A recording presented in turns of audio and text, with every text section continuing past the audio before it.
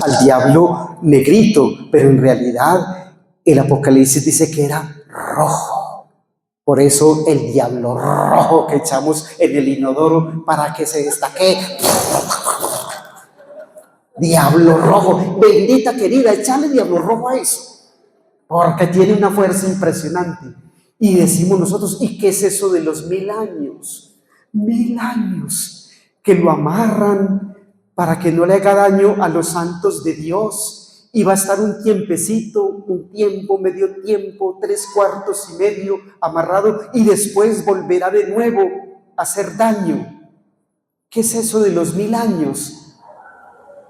Cuando se iba a dar el año 1000, precisamente, por las interpretaciones literalistas que se hicieron dentro y fuera de la iglesia de este texto, se decía que en el año 1000 se iba a acabar el mundo, que era el fin del mundo.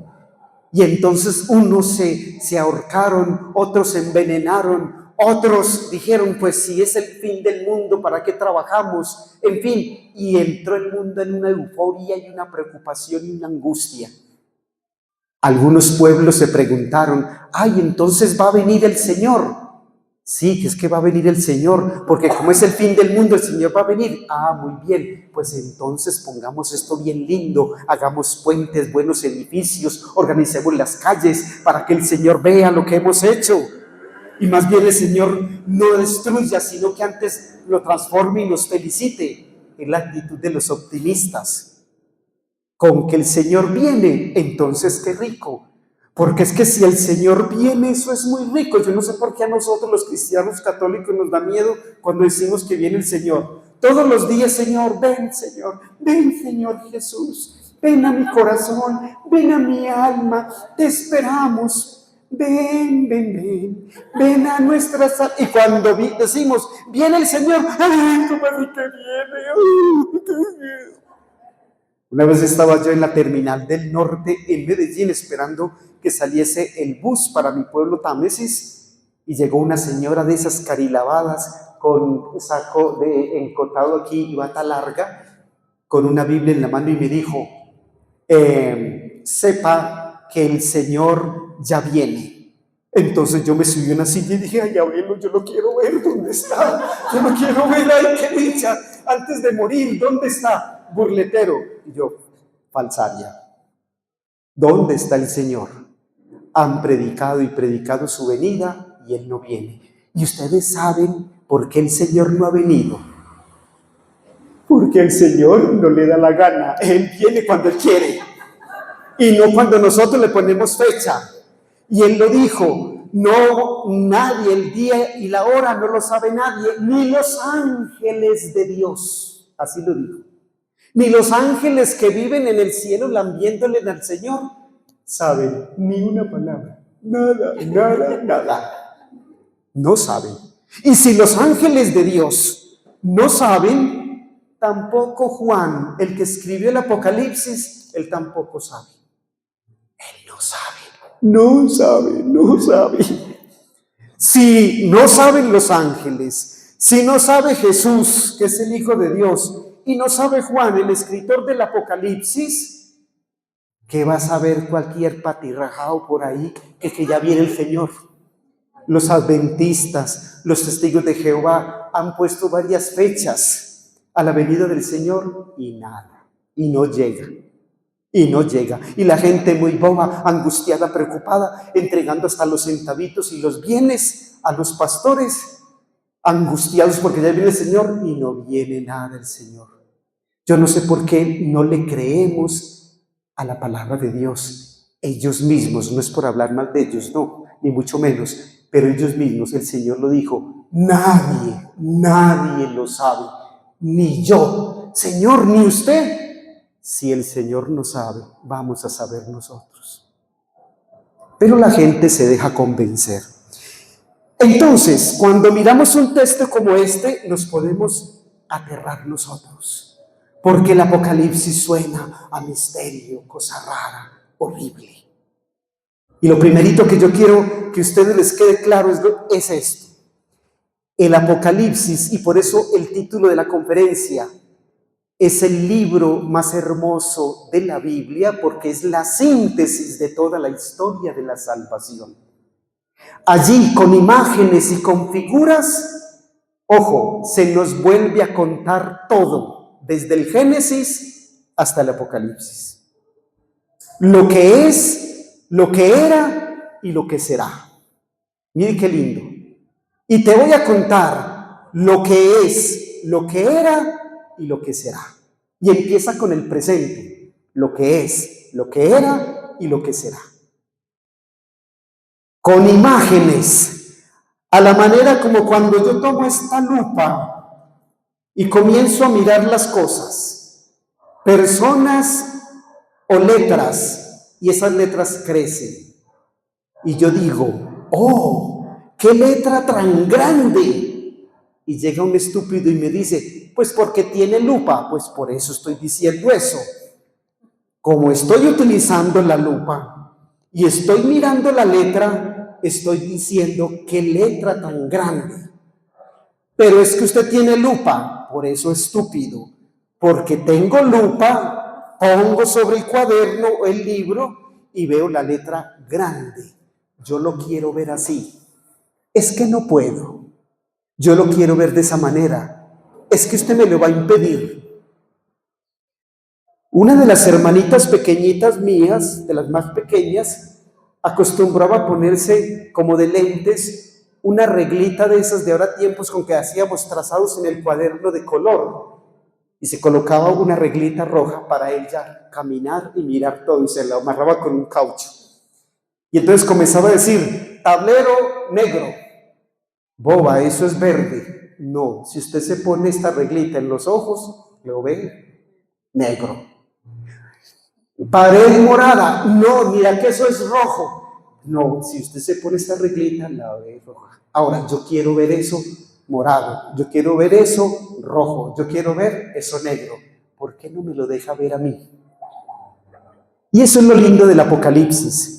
San Juan nos pide que nos pongamos los lentes de él para que leamos la historia, para que la comprendamos, para que la leamos. Y esos lentes son la encarnación, la venida de Cristo, su pasión, su muerte y resurrección. Esas son las gafas. Póngaselas y a la luz de esa encarnación, pasión, muerte, resurrección, ascensión gloriosa de Cristo, lea toda la historia, no solamente la historia de la salvación, comenzando desde Génesis hasta el Apocalipsis, sino que lea la historia de todo el mundo entero. Y aquí viene una primera enseñanza, mis hijitos y mis hijitas. La Biblia, mejor, el Apocalipsis, no nos enseña qué va a pasar. Eso es mentiras. La Biblia no nos enseña, la Apocalipsis no nos enseña qué va a pasar, sino que el Apocalipsis, ojo, y ojalá esto lo anotaran y nunca se les olvide, el Apocalipsis nos enseña lo que sucede siempre, lo que pasa siempre. Siempre habrá un opresor que quiera ocupar el puesto de Cristo y persiga a sus testigos. Siempre habrá instituciones paganas que persigan a la iglesia. Siempre y cada época tendrá las confesiones espirituales y religiosas que persigan a los santos de Dios. Esto se repite constantemente. Y la bestia, que podía significar en la década de los 60, Nerón, de repente, como en una forma de parodia, hace el autor sagrado, una forma de parodia, como resucita, como si fuera Jesús, en un nuevo emperador más implacable, más malvado y todavía más perverso. Porque por lo menos en la década del 60, Nerón era muy cruel, pero era loco. En cambio, en la década de los 90, miren ustedes, 30 años después, resurge el emperador Domiciano, cruel, malvado, inhumano, un hombre verdaderamente perverso que quiso devastar la iglesia del Señor Jesús. Entonces, cuando el autor del Apocalipsis nos va a contar lo que está viviendo el año 90, hace lo que hacía Isabel Urrutia. Recuerden que ella daba el salto largo, ¿no? Ganó el salto largo y quedó campeona mundial esa mujer con esas patas tan largas. Y entonces da el salto largo para poder superar las marcas que le ponen las otras de los otros países. Pero ojo, Isabel Urrutia, para poder dar ese salto, ella no puede saltar así como golosa como nosotros. Voy a saltar hasta allá 100 metros. No puede. Tiene que retroceder la negrita. Y retrocede, y retrocede, y retrocede. ¡Y ¡que! Allá va a dar. ¡Ay! Y vienen y miren, superó tantos centímetros, todavía más, esta es la reina. Se retrocedió para poder dar el salto. Así hace el autor del Apocalipsis. Retrocede en el pasado, vuelve a mirar todo lo que pasó allá y desde ahí recuenta otra vez la historia, y según lo que pasó aquí, él, no nos dé miedo utilizar la palabra, él se imagina en el espíritu lo que va a pasar aquí. Así como la bestia Nerón fue superado por el Señor y vencido por el Señor, porque se le salió de las manos toda esa política cruel, inhumana, y terminó precisamente bañado en sangre, así también va a ser Domiciano, porque el que ama el peligro, en él perece, y el que ama el mal lo destruye. Y eso lo observa el autor toda la vida. Qué opresor, qué dictador, qué persona malvada ha terminado bien. Siempre terminan mal. Y máxime aquel que se opone al plan de Dios, a la historia de Dios de salvación para con nosotros. Entonces el Apocalipsis no hace sino releer, reinterpretar, leer lo que está pasando en el presente, imaginarse lo que va a suceder en el futuro, pero sin olvidar y apoyándose en el pasado. Como cuando a nosotros se nos invita, y por eso lo importante de saber historia, leer historia. Hoy nos quejamos en nuestra amada Colombia de que muchos no conocen la historia. Y que haya desaparecido la historia de nuestros colegios, de nuestras instituciones de educación, es lamentable.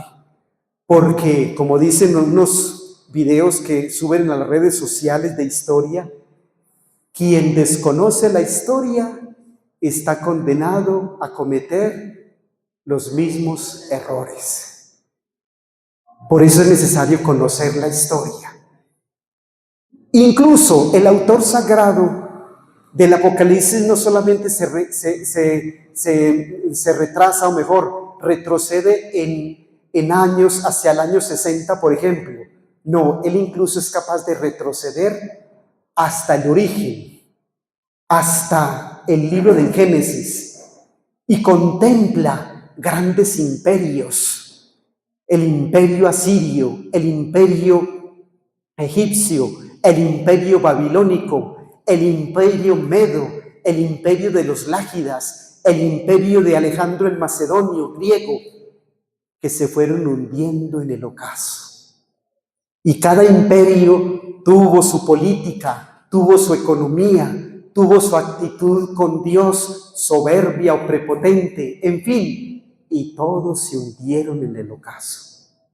¿Y quién siguió reinando? El Señor. El Señor con el resto fiel, el pueblo fiel. Para el autor contar todo esto, hoy gozamos nosotros de cierta libertad para, a través de las redes sociales, decir cosas, hablar mal del gobierno, hablar mal de una política, hablar mal de una persona. ¿Cuántas personas han sido destruidas, por ejemplo, a través de las redes sociales? Muy bien. Y eso lo llamamos precisamente la libertad de comunicación o libertad de prensa. Pero cuando un pueblo está siendo perseguido o cuando un pueblo tiene que soportar una dictadura, entonces, ¿qué es lo que primero que hace? Prohíbe los medios de comunicación social o les pone una serie de trabas para que no comuniquen lo que está sucediendo internamente en ese país. Lo que pasó, por ejemplo, en Nepal, lo que pasa en Cuba, por ejemplo, todas las reticencias y todas las obligaciones que tienen que cumplir los pobres venezolanos con ese régimen, y todo eso porque no se puede filtrar información. Entonces siempre la comunicación se le pone un veto, se prohíbe y se anatematiza, de tal manera que si usted dice, si usted habla, usted se muere. Si usted opina, usted es blanco del sistema opresor. Entonces, para que me entiendan, el autor sagrado, para poder iluminar, consolar y darle esperanza a los cristianitos perseguidos, les escribe, pero les escribe en clave. En clave. De manera que solamente ellos entiendan. Una muchacha tenía un noviazgo con un muchacho al escondido. En aquellos tiempos en que se escribían carticas, que era tan lindo, ya no se escriben las cartas. Todos se lo dicen a uno por un WhatsApp a la carrera, un emoticón, y nos despachan con un muñeco que nos hace así, la cosa y la otra, o nos ponen así y uno no sabe.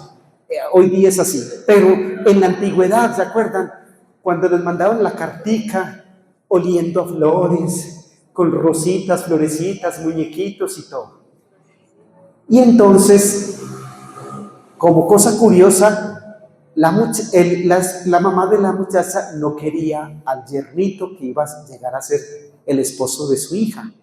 Y como siempre, las mamás, mija, yo no sé qué le ve a usted a ese culifruncido, yo en realidad no sé. ¿Qué la tiene así de boba usted? Yo no le veo nada. Ay, mami, usted no, pero yo sí. Cuidado. Entonces, hijitos, y entonces la mamá se fue a buscarle las cartas a ver, cuando resulta que abrió una de las cartas y estaba llena de números, puros números. Ellos se habían inventado la manera para que ella no se diera cuenta que le había escrito. Entonces, la A era el 1, la B era el 2, y era llena de números, pero la muchacha sabía descodificar la carta y la leía tranquilamente, porque ella sabía que cada número correspondía a una letra. En cambio, la mamá, oiga, mi hijo, ese muchacho es contador o qué, que no entendía. Así hizo parecido el autor del Apocalipsis. Escribió en clave, con figuritas, con imágenes que solamente entendían los cristianitos que estaban siendo perseguidos. Y así se libraban de 3 personas, de los infiltrados que no faltaban. Cuando un régimen está persiguiendo una institución, infiltra lo que decimos nosotros, sapos. Entonces no sabían interpretarlo. No los espías, por llamarlos de mejor manera, o como nosotros los llamamos, los metidos, no eran capaces de interpretar. Y por eso el lenguaje tan bello en clave. Esto que estamos sufriendo, esto que estamos padeciendo, este mal que se nos ha venido encima, está pesado, calculado, medido. Esto no es para siempre. Y así como el Señor ha triunfado en la historia de la salvación con grandes monstruos dictatoriales, gobiernos ateos, crueles, inhumanos, así también el Señor va a triunfar ahora también. Y ustedes van a ver cómo la bestia va a caer de su trono. Esa bestia que tiene siete cuernos Y entonces los testigos de Jehová nos pintan la bestia con 7 cuernos, literalmente. El cuerno en la Biblia en general y en el Apocalipsis significa poder. Y si es 7, significa que es un poder pleno, total. Es un poder descomunal. Y tiene 7 diademas, es decir, 7 aureolas, como las que nosotros le ponemos a los santicos atrás para indicar que el Señor reina en todo el ser de esa persona y que a través de esa persona Dios manifiesta su santidad. Pues muy bien, las 7 diademas significa porque se arroga el que ese poder es divino, ya que esos emperadores, dictadores de aquella época, pretendían ser adorados y honrados como si fuesen Dios, en contra de la fe de los cristianos, quien decían, solo Jesús es el Señor, solo adoramos a Dios. Y entonces, tanto en el Antiguo Testamento al pueblo judío, en el libro de Daniel, por ejemplo, que es como el libro apocalíptico, hermanito gemelo del Apocalipsis del Nuevo Testamento, aparece también los reinos. Y estas bestias son presentadas de esa manera para decir que son feas, asquerosas, monstruosas, para decir que no hay armonía en ellas, que no son creación de Dios, que no se han dejado crear por Dios, porque Dios todo lo que crea, lo crea hermoso, bonito, armónico, bello, precioso. Y por eso cuando Él va a narrar las cosas de Dios, las criaturas de Dios, lo hace con una sutilidad, una especialidad, mostrando la belleza, la luz, la ternura, lo lindo que es lo que pertenece a Dios. En cambio, lo que pertenece a Satanás, al poder descomunal y destructor, es monstruoso. Por eso esos monstruos significa aquellos que no se dejan moldear por Dios. Por eso no tienen forma y figura armónica y preciosa como lo de los santos, sino que son fieras y se componen de varias cosas, y sus dientes como de león, sus patas como de oso, su cintura como, en fin, una serie de apelativos que uno dice cómo cabe en una sola criatura semejantes cosas para mostrar un poder infernal. Eso pertenece a Satanás, que siempre está poniéndole trabas al plan de Dios y que quiere hacernos daño a nosotros, porque Satanás sabe que como Dios nos ama, lo que más le duele a Dios es que nos hagan daño a nosotros.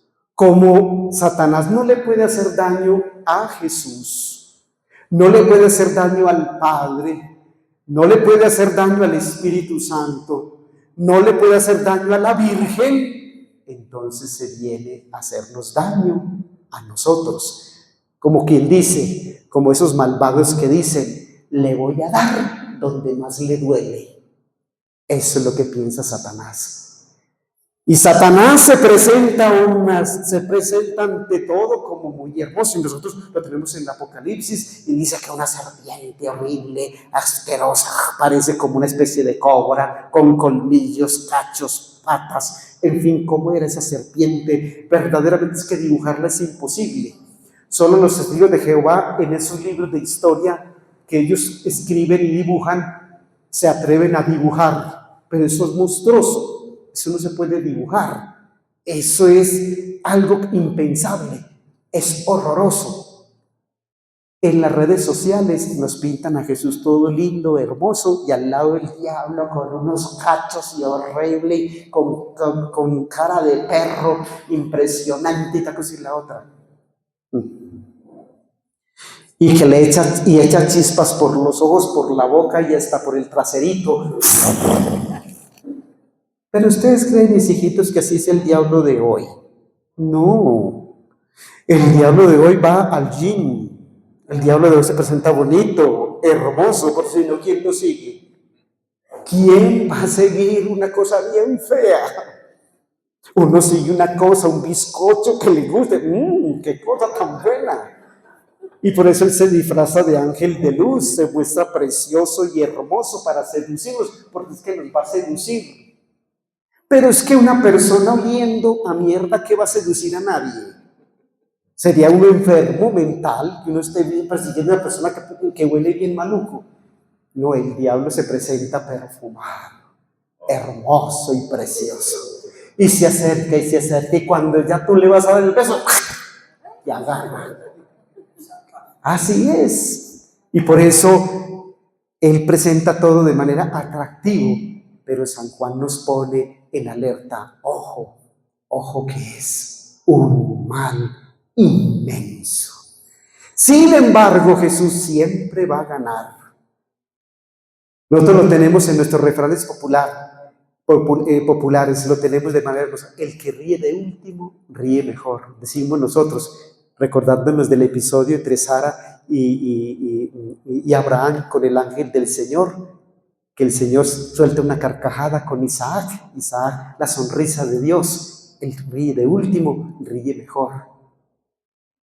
El Señor del Apocalipsis es como el chapulín colorado, que suceden cosas y parece débil y frágil, y cuando gana, ahí mismo se expresa: no contaban con mi astucia. Así es el Señor. Y le da un espaciecito y como que lo deja ganar. Y por eso esos 1000 años, ojo, no se corresponden a años cronológicos. Eso es simbólico. Esos 1000 años son de significado sapiencial, es decir, de la sabiduría de Israel. No hay que contar 1, sino multiplicar. 10 por 10 por 10. 3 veces 10 multiplicado. Dios es el 3 veces santo. El 3 es el número de Dios, y por eso los angelitos, serafines, ángeles y querubines y chapulines gritaban allá: santo, santo, santo. En cambio, Satanás no es santo, santo, santo, sino que Satanás va a ser 6, 6, 6. Y su bestia va a estar marcada con el 6, 6, 6. 10 es el número de la bendición. Por eso son 10 vírgenes. Por eso son 10 leprosos curados por el Señor. Por eso son los 10 dedos de las manos con las cuales nosotros podemos trabajar. Solo cuando nos falte una mano nos vamos a dar cuenta de esa mutilación tan triste, el no tener sino una sola manito. Por eso el número 5, los solo 5 dedos de las manos, es símbolo de pobreza, de humildad, de precariedad, trabajar con una sola manito. Pero ahí tenemos el 5. Y el 5 es humilde, pero no pretende ser 6. Y el 6 está entre el 5 y el 6 y el 7. Y el 6, ¿por qué simboliza como la soberbia? Porque no es 5, sino que se sopló. Y pretende ser 7, pero no le alcanza, porque el 7 es el número de la perfección, es el número de la alianza, es el número de la plenitud. Es tan lindo, por ejemplo, el candelabro de los 7 brazos, que estaba siempre ardiendo, la Shekinah Yahvé, delante del Señor, ardiendo en la presencia del Señor, era de 7 brazos. Y ya tenemos nosotros con el 7 una serie de cosas para entender y comprender ese luz. Y el 6 no alcanza a ser 7. Entonces nos está diciendo una cosa, que el 6 no es 6. El 6 significa imperfección. Es el número de la imperfección, de lo que no está completo. Pero el 5 tampoco está completo porque es humilde, pero no es soberbio. En cambio, el 6 pretende ser soberbio. Solamente cambia su significado si se le multiplica por 2, por 10. Solamente cambia si se le multiplica por 10, sería 60. Y es un número redondo, hermoso, que va a significar realidades del Espíritu. Por 2, 120, los años de Moisés. ¿Y 120 qué es? Es 10 veces 12. Y el 12 es el número de la vocación, de lo que pertenece a Dios, de lo que es propiedad de Dios. Y por eso se multiplica el 12 por 12. El pueblo del Antiguo Testamento, las 12 tribus y los 12 apóstoles, símbolos de la vocación universal del pueblo de Dios. 12 por 12, 144.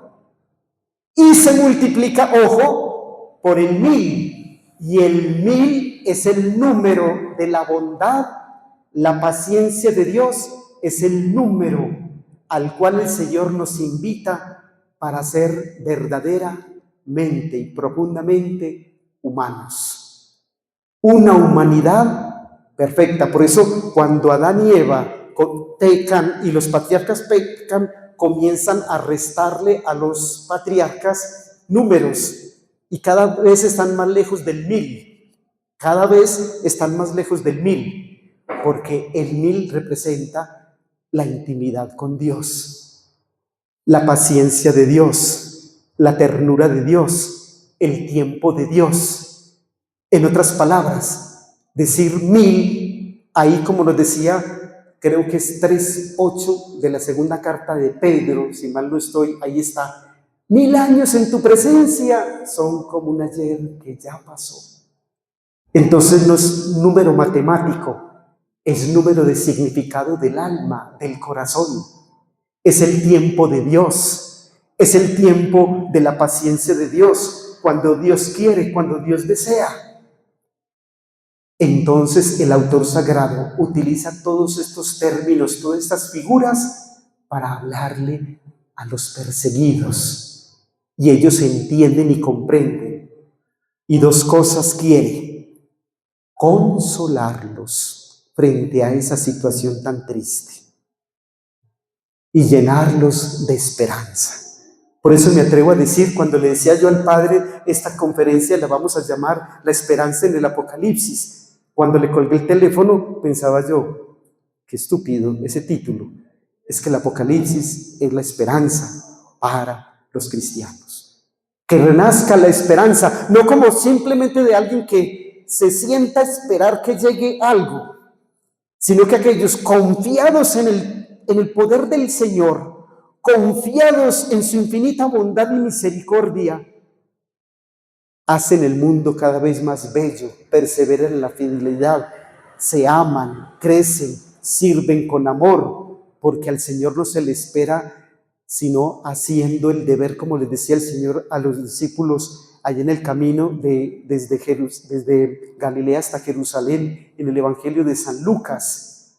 Ay de aquel servidor fiel y prudente que el Señor encuentra haciendo lo que debe hacer y que no se conforma con lo menos y que no tiene que decir, soy un siervo inútil, he hecho lo que tenía que hacer. No, incluso hace más y da más y se esfuerza, como esos que le decía al principio, que viene el Señor, entonces construyamos hospitales, construyamos escuelas, construyamos puentes, arreglemos los caminos para que el Señor vea lo que hemos hecho y el Señor se sienta orgulloso de nosotros y a lo mejor cambie de idea y no destruya el mundo. Mire que la actitud tan linda, diferente a la de nosotros. ¡Ay! ¿Cómo que ya viene el Señor? Una soga para ahorcarme. No. Un asadón para trabajar, una pala, denme la oportunidad de transformar eso, una brocha para pintar esta pared tan sucia. Quiero hacer de este mundo hermoso. Esa es la esperanza. Seguir soñando, seguir confiando, tener la certeza de que el Señor va a triunfar en mí y en esta situación. Pero lo lindo es que yo tengo que poner de mi parte también, con mi servicio generoso, con mi misión, anunciando. Mire Pablo tan lindo, San Pablo. San Pablo llega y dice, ya viene el Señor. Y entonces Pablo dice, sí, espere, aquí lo voy a esperar en la iglesia de Tesalónica, que llegue pues a ver, la semana entrante será. No, San Pablo sale corriendo más lejos. Ay, no, entonces si ya viene el Señor, tengo que ir a anunciar el evangelio más allá, allá, para que el Señor encuentre más fieles de Él. Mire qué bonito. El pensamiento.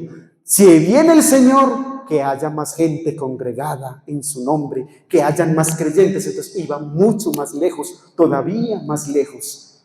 Incluso cuando trataban de burlarse de él, diciendo, mire, el Señor no vino nada. El mismo Pablo respondía, iluminado por el Espíritu Santo, es que el Señor no va a venir hasta que no se convierta el último de los seres humanos. Y yo les decía a las monjitas, nada menos el viernes, a las monjitas de aquí, las novicias que estamos haciendo un diplomado sobre San Pablo, les decía en charla, pero que ténganlo por seguro que sí, así hubiera significado, si a Pablo no lo hubiesen metido tanto en la cárcel y no lo hubieran matado tan ligero, yo creo que hubiera llegado aquí a América Latina, hubiera llegado, y no nos hubiera nosotros conquistado Colón, sino San Pablo. Uy, ¿cómo estudiaríamos nosotros nunca? Somos conquistados por San Pablo, el apóstol de los gentiles, pero no, pasó más tiempo en la cárcel y le cortaron la cabecita muy ligero.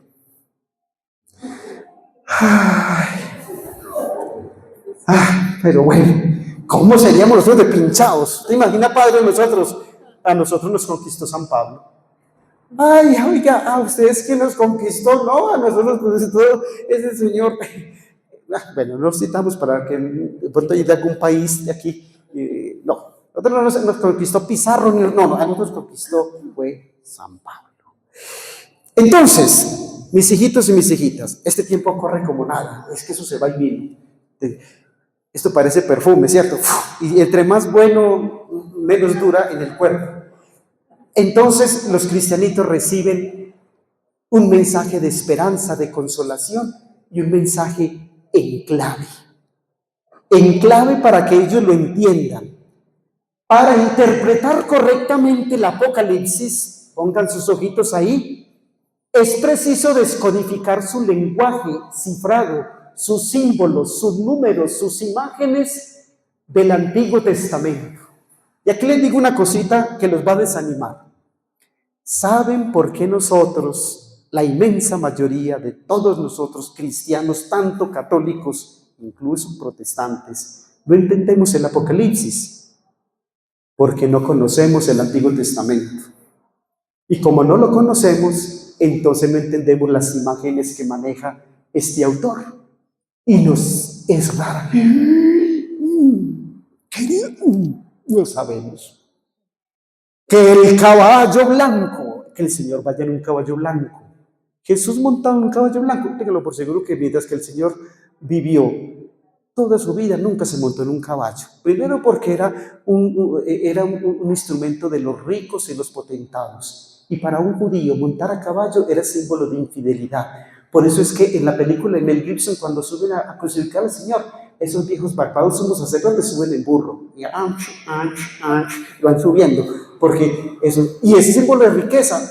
Y por eso Oseas dice, no volveremos a montar a caballo, porque el caballo es el símbolo del imperio. Era el símbolo del imperio opresor. El caballo. Era tanto que nuestros mismos indígenas se aterraron cuando veían a Hernán Cortés montado en un caballo. Ellos todavía no habían domesticado el caballo, ellos lo trajeron de por allá. Y eso causaba un resquemor tremendo. Pero ya para San Juan no. San Juan dice, el Señor no lo voy a montar en un burro como lo montó San Marcos, San Lucas y San Juan. No, yo lo voy a montar en un caballo blanco, porque este es verdaderamente el Rey de Reyes y Señor de Señores. Caballo por la fuerza. La fuerza, allá. Y blanco, símbolo de la eternidad, de la pureza, de la vida, de la luz. En cambio, el caballo verdoso, que parece un vómito, es el caballo de la peste, es el caballo de la enfermedad, es el caballo del COVID. Ay, qué miedo, viene el caballo bermejo, viene el caballo verdoso. Ay, parece un vómito más. El significado.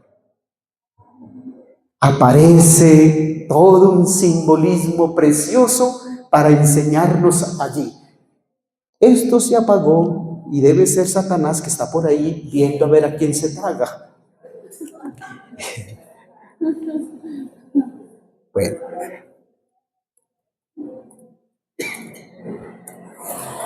Muy bien.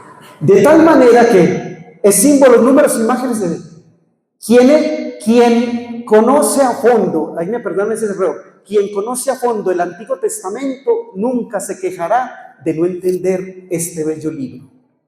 Mis hijitos y mis hijitas, hay que conocer más el Antiguo Testamento, porque el Antiguo Testamento a nosotros nos da miedo, es que del Apocalipsis, ¡ay, ese libro tan miedoso!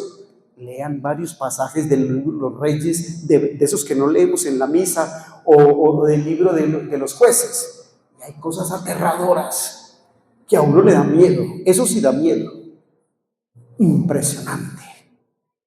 Pero cuando uno lo lee y lo investiga y lo medita, va entendiendo muchas cosas de aquí. Es que el autor recuenta la historia de la salvación en Cristo a la luz del Antiguo Testamento. Miren, les pongo un ejemplo.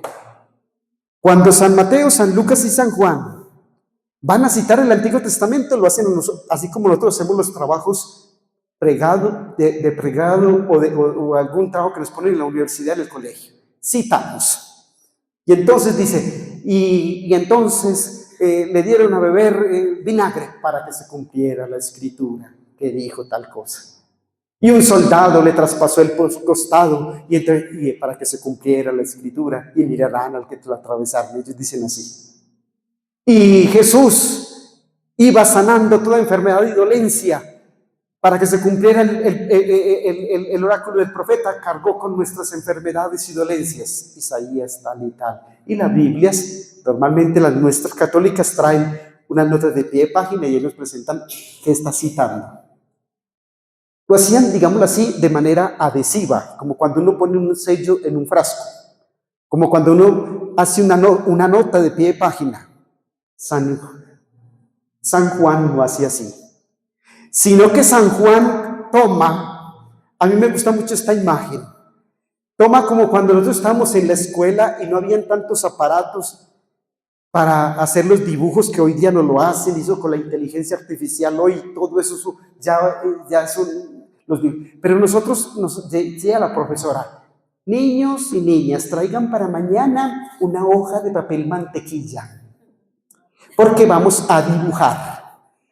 Y teníamos la cartilla bien bonita de Nacho Lee o de Coquito o cualquiera otra, y entonces este dibujo usted me lo va a pasar aquí. ¿Y qué hacíamos nosotros? Con el papel mantequilla lo calcábamos y lo pasábamos allá. Y era el mismo dibujo del libro aquí, pero nosotros maravillados. Lo bonito era que nosotros lo podíamos colorear ya como quisiéramos nosotros. Y quedaba como distinto, pero era el mismo. Así hace San Juan. En papel mantequilla del alma, del corazón, calca los acontecimientos de Jesús, la vida de las comunidades cristianas, los sufrimientos que están viviendo en el Antiguo Testamento. Levanta el papel carbón y nos dice, aquí está lo que ha pasado, lo que pasa y lo que pasa siempre. Ahí está. Miren ustedes, lean la historia y no se desanimen, porque el Señor va a actuar. Y va a actuar en favor nuestro. Y la bestia va a caer del trono. Y los poderes infernales van a saborear la derrota. Y va a ser así.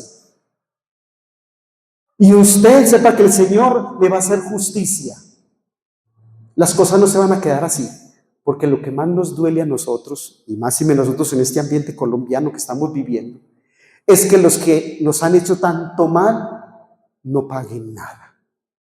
Pues el Apocalipsis piensa con nosotros de manera muy humana, muy bella, porque la palabra de Dios es profundamente humana. Nosotros la deshumanizamos, los evangélicos la deshumanizan, pero ella es profundamente humana. Y entonces viene la consolación. sepa que el Señor va a hacer justicia. Y a ustedes que se han portado, que han mantenido sus túnicas blancas, es decir, que son fieles, que han servido al Señor, que se han mantenido siempre en la verdad, que no han dejado el amor primero, a ustedes el Señor les permitirá la resurrección y no saborearán la muerte segunda. En cambio, esos otros, en cambio aquellos, ¿qué tal que a una pobre cristianita allá en la cárcel, que a sus hijitas se las sacrificaron, hasta las violaron y tal cosa, y la otra llegara el mensaje del Apocalipsis diciendo, no, tranquilo, tranquila, que el Señor va a tener misericordia de esos violadores sinvergüenzas? Eso de rabia. Ese mensaje no llega así. Por eso algunos decían, pero es que el Apocalipsis es distinto a los evangelios, donde Jesús habla amor a los enemigos, perdonar a los que... Sí, pero es que es el evangelio, la vida de Jesús, eso que nos propone Él. El Apocalipsis está en otras circunstancias muy distintas. Y tiene que adaptarse a la situación que están viviendo las iglesias. De tal manera que no es que sea el mensaje contradictorio, sino que el evangelista, si decimos que este San Juan, tiene que adaptar su lenguaje, su enseñanza a esas nuevas circunstancias. Si nuestros hermanos evangélicos, que llamamos hermanos separados, aunque no son hermanos porque serían hermanos si tuvieran a la Virgen como mamá, pero bueno, les decimos así para que no se enojen, si nuestros hermanos separados verdaderamente entendieran esto de que la palabra de Dios se tenía que ir actualizando, no harían de la palabra de Dios un fetiche, no harían de la palabra de Dios. Ellos nos acusan a nosotros que una imagencita que tenemos de la Virgen es una idolatría, pero ellos han vuelto la Biblia un ídolo, un ídolo. Si no está escrito en la Biblia, no lo creo. Yo no creo sino lo que está escrito en la Biblia. Padre Víctor, ¿usted cree en su mamá? Claro. Y no está en la Biblia. ¿Cómo se llama su mamá, padre? Orlando. Orlando no está en la Biblia. No, y ese nombre que va a estar en la Biblia. No está. Y cree en ella. He ahí entonces lo hermoso. Volvemos, fetiche la Biblia y la volvemos... Es tan bello que vea. Ustedes no han visto una cosa muy linda. Una niña me trae el domingo en San Antonio de Pereira. Yo voy a ayudar allá todos los fines de semana y me trae una imagencita de la Virgen. Padre, me la bendice. Y claro, yo, Dios Padre Todopoderoso, bendice esta imagencita que representa a la Santísima Virgen María. Cuida a esta niña, a su mamá, y y la otra, y le echo un lamentazo para que la niña se vaya bien contenta. Y la niña, ay, Padre, ¿y si me bendice también la Biblia? No, mi amor, la Biblia no se bendice. Porque por ser ella, palabra de Dios, escrita, ya está bendita, ya trae la bendición. Pero mire ustedes la diferencia de nosotros. Reconocemos la grandeza de la palabra de Dios, pero no la volvemos un ídolo. Como a la Virgencita, aunque sea una imagencita de yeso, nosotros reconocemos, la veneramos, la honramos y la respetamos por lo que nos representa. Pero si se nos cae la Virgencita, vamos corriendo inmediatamente al almacén a comprar otra. ¿Quién va a decir, ay, se quebró la Virgen? No, se quebró uno porque sí, se le cayó y era bien fina, pero la Virgencita sigue en el cielo tranquilamente allá, toda preciosa. Lenguaje en clave, el carácter revolucionario, oiga, y subversivo. La Biblia puede leerse, el Apocalipsis se puede leer en clave revolucionaria y también subversiva, tanto que la teología de la liberación, que hizo bien, pero también hizo mucho daño en América Latina, donde muchos curas incluso se salieron a coger el fusil, que tal cosa y la otra, para defender a los pueblos pequeñitos, tal cosa y la otra, y los dividió y los puso, y desde ahí toda esa situación tan horrible que estamos viviendo de violencia, se puede leer también así, en clave subversiva social. Lleva a su autor a valerse de un lenguaje críptico. Críptico viene de cripta, o sea, de mistérico, de descifrado, de un lenguaje misterioso, entendible solo para los hermanos de la comunidad destinataria. pero nunca para los espías, los censores, los infiltrados o metidos del imperio. Esos metidos que nadie los llamó a la fiesta, pero están allí solamente para criticar y ver qué agarran para ir a contar. Esos son, el evangelista entonces escribe en clave para que no entiendan ni mu y no puedan decir nada afuera. Mandaban a esos espías y después preguntaban, ¿qué dijeron? ¿Qué están diciendo? No entendimos nada. Dijeron que un cordero como degollado. ¿Cordero? Sí, y como degollado. Pero un cordero degollado. Y parado, sí. Y parado, sí, que en un libro. ¿Que en un libro? Sí, parado en un libro. Y que tiene 7 sellos. Y que nadie lo puede abrir. Y que ellos lloraban y que nadie lo podía abrir porque nadie sabe la interpretación. Y vos, no te mandamos por allá para que, mira, ni idea, no tengo ni idea. Denle un guarapazo a este bobo que no supo hacer de espía. No entendía nada. El cordero degollado, pero de pie, es el resucitado. Le dieron tremenda puñalada a nuestro Señor y sin embargo ahí, vivo. Y sobre el librito, la historia de la salvación, el Antiguo y el Nuevo Testamento, los 7 sellos, las claves para entender el libro, los profetas. Eso es muy hermoso. Pero ese otro bobo no entendió nada. Es así que el número de la bestia, 66, puede ser el código del nombre del emperador César Nerón, toda vez que según el método gemátrico, la gematría es la ciencia de los números sapienciales en la Biblia. Sale de sumar el número de cada letra. Y por eso miren aquí. Recuerden que el hebreo y el arameo no tenían vocales, no habían vocales. Entonces eran las meras consonantes. Aquí tenemos el número de cada letra de esas. La N, el 50, la R, el 200, el W, el 6, la N, el 50, la Q, el 100, la S, el 60, la R, el 200, y esto sumándolo todo nos da 666. Es el nombre de César Nerón César. Pero hay una interpretación todavía más profunda y que es más. No obstante, hoy se debe reconocer que tal explicación es posible y atractiva, pero solo tiene el valor de una hipótesis. De ahí que es mejor tomar su número desde el valor sapiencial de la sabiduría bíblica, lo cual resulta más coherente con el mensaje del libro. 66 significa 3 veces imperfecto, 3 veces necesitado, pobretón, 3 veces incompleto. Aquí tomamos el 6 como referencia del número que le precede el 5 y el 7, lo que les dije ahorita.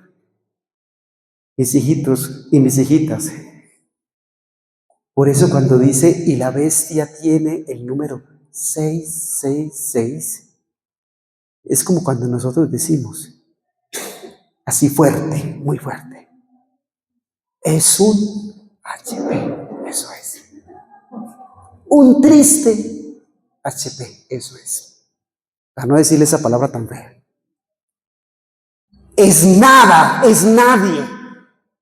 Es menos que un bastardo. Nada. Es un lenguaje muy ofensivo. Que el emperador se dé cuenta de esto. Es 3. ¿Y por qué le dan duro así? Porque le está diciendo que Él es divino, que Él es perfecto, que Él está por encima de todo, que no hay otro Señor sino Él. Incluso está pidiéndole a la gente que le rinda culto, que le ofrezca culto. Y muchos bobos, porque ustedes saben, mis hijitas y mis hijitos, según el libro del Eclesiastés, que dice que el número de tontos es infinito. Pero ustedes saben que es lo más grave, y hoy actualmente, que el número de tontos es infinito y va en aumento, está aumentando cada vez más. ¿Por qué? Sino que alguien se declare que Él es el Señor, el Mesías, y no faltan los bobos detrás, incluso a entregarle los centavitos. Ave María. Y no olviden ustedes, mis hijitos y mis hijitas, que el que es bobo al cielo no va. Lo joden aquí y lo joden allá. Y allá es con un tenedor de tres chuzos, aterrador. Ojo, ya casi terminamos. Una bestia, entonces no es una criatura que se haya dejado moldear por Dios, lo que les decía ahorita. Es un monstruo que pretende hacerse a sí mismo. Él se crea a sí mismo, él se hace a sí mismo, y cuyo corazón el Señor no ha creado. Pretende ser usurpador del trono de Dios. Es el pobre emperador y cualquier emperador opuesto al plan de Dios. Cualquier poder humano e infernal que pretenda llevar al caos el cosmos, el hombre y al pueblo de Dios. Miren ustedes qué tan significativo esto. Los símbolos, las imágenes del Apocalipsis normalmente están tomadas del Antiguo Testamento. Casi podríamos decir que nuestro Apocalipsis es un rompecabezas del Antiguo Testamento. Estas imágenes suelen ser un tanto complicadas, barrocas, o sea, muy llenas de detalles y de cosas y de elementos que para nosotros son como hirsutos y difíciles de tomar, como cuando uno toma un fruto que es muy espinoso, tomadas del mundo natural, animales, plantas, relieve, o del artístico, estatuas. Al punto de partida del Apocalipsis es el sueño que en la Biblia se interpreta como revelación divina. ¿Qué significa, mis hijitos y mis hijitas, Apocalipsis? Es una palabra humilde y muy hermosa. Revelación, simplemente, revelación.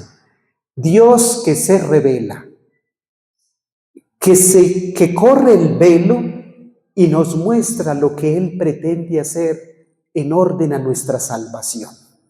La revelación y toda revelación es en orden a nuestra salvación. Y aquí voy a decir una cosita que yo siempre he insistido mucho en retiros espirituales y así en congresos. Dios, toda la vida, desde el mismo momento que nos creó hasta el día de hoy, no hace sino hacer lo posible y lo imposible, que a Él no le queda imposible, por salvarnos. Ojo, haciendo lo posible y hasta lo imposible, que a Él no le queda imposible, por salvarnos. No al contrario de algunos que se ponen la Biblia debajo del brazo o van con ella señalando y condenando y mandando a todo el mundo para el infierno. Ese no es mensaje de alegría. El Apocalipsis no quiere ser un mensaje aterrador, es de esperanza, de consuelo. Cuando ustedes no entiendan una imagencita, no se llenen de temor ni de miedo. Hay un teólogo que era protestante, allá en Norteamérica, y que hoy día le debemos libros preciosos, un hombre de Dios, se consagró completamente al Señor y con toda su familia. ¿Cómo es que llama? Hans Haskindo, ese es un teólogo alemán, es un protestante de aquí, y que tiene un libro que se llama Roma, Dulce Hogar, mi regreso a la iglesia.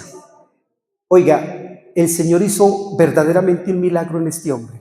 Se entró a una iglesia católica, a una celebración de la misa, solo como por curiosidad, y cuando vio salir al presidente, los incensarios, los monaguillos, la palabra de Dios, todo, soportó la misa hasta el último final, y cuando sacó esta conclusión, el Apocalipsis es la celebración del misterio del Señor, y tiene un librito que es precioso, que se lo recomiendo, ojalá, que si lo ven por ahí, ustedes lo compren, y si no, se lo roben, pero eso sí, lo leen, porque si se lo roban y no lo leen, cometen pecado mortal, pero si lo leen, es pecado venial, no hay problema, pero lo leen. ¿Cómo llama este señor? El nombre es Hans, se me fue el nombre, ya estamos viejitos y nos está bien, pero es hermoso, y dice, la cena del Cordero, es precioso, y Él nos presenta todo el Apocalipsis, repasando toda la Santa Misa de nosotros, de la iglesia, y se hizo cristiano. Y tiene también un librito precioso de la Virgen, que llama Dios te salve, Reina y Madre. Y hay una expresión tan linda cuando él dice: tanto tiempo yo despreciando a mi madre, lo más hermoso que tenía. Fíjense ustedes. Pero ella nunca me había abandonado a mí. Y le atribuye a la Virgen que ella también haya sido quien lo hizo entrar a esa iglesia. Entró por curiosidad. Y él mismo lo dice en uno de sus libros: si al menos nosotros los evangélicos por curiosidad nos acercáramos sin ganas de rebatir ni de pelear, sino solamente de experimentar, cuántas cosas se obrarían en nosotros. Es impresionante. Por eso, con el texto sagrado del Apocalipsis, no nos debemos nosotros vacunar y llenar de miedo. Al contrario, qué bonito mirar despacio. Ustedes leen los textos sagrados. Si pueden leer las notas de pie de página, las Biblias católicas tienen una gran bondad, y es que nos traen citicas y vamos comparando. Al lado, por ejemplo, la Biblia de Jerusalén tiene al lado del texto del Apocalipsis una serie de citas, y uno se va al Antiguo Testamento. Y aquí está esto. Que los dos testigos los encuentra uno por allá en el libro de Ezequiel. Que los dos profetas los encuentra uno por allá. Que mira que el Dios Og, que el malvado Og, y todos esos personajes malignos los encontramos allá. El libro del Éxodo. Y con eso termino. Ustedes han visto unas películas, sobre todo las crónicas de Narnia. Las crónicas de Narnia son la reproducción de toda la historia de la salvación, escrita con imágenes para niños, pero es la historia de la salvación. El león alazán que la bruja pretende matar y que vuelve y se levanta es Jesucristo, y es en un altar y tal cosa y la otra. El autor quiso, en clave, mostrar toda la historia de la salvación, y es cristiano católico. Así parecido fue lo que hizo San Juan, por encima de él, porque este es un texto inspirado. Detrás está el Espíritu Santo que le hacía ver estas cosas de esta manera, porque el Espíritu Santo no solamente le inspiraba a Juan qué debía decir, ojo, sino también cómo lo debía decir. Cuando yo voy a predicar en la iglesia, no solamente me preocupo de qué voy a decir, sino cómo lo voy a decir, por respeto a mi Dios, a ustedes y por honorabilidad mía. ¿Por qué? Porque no se puede uno dar el lujo de decir cualquier cosa. Da tanta lástima cuando incluso gente prestante de nuestro país se expresa de manera vulgar y grosera, ¿no? Que nosotros tengamos un lenguaje muy bonito. Por eso, mis hijitos y mis hijitas, aquí hemos terminado. Qué pena que me les pasé casi, pero el Apocalipsis es el libro de la esperanza. No lo miren nunca como libro terrorífico. No es el código del terror.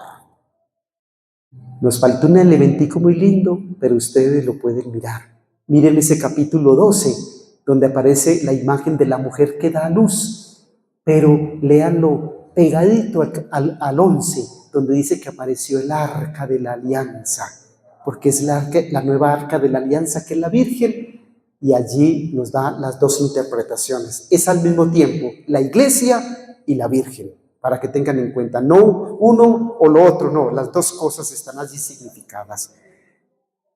¿Alguna pregunta? ¿Algo que ustedes vean difícil? Yo creo que he tratado de ser lo más claro posible, y me perdonan que me demoré un poquitico más del tiempo que me habían dado, que era 1 hora. Señor los bendiga y muchísimas gracias. Allí les van a dar una cosita.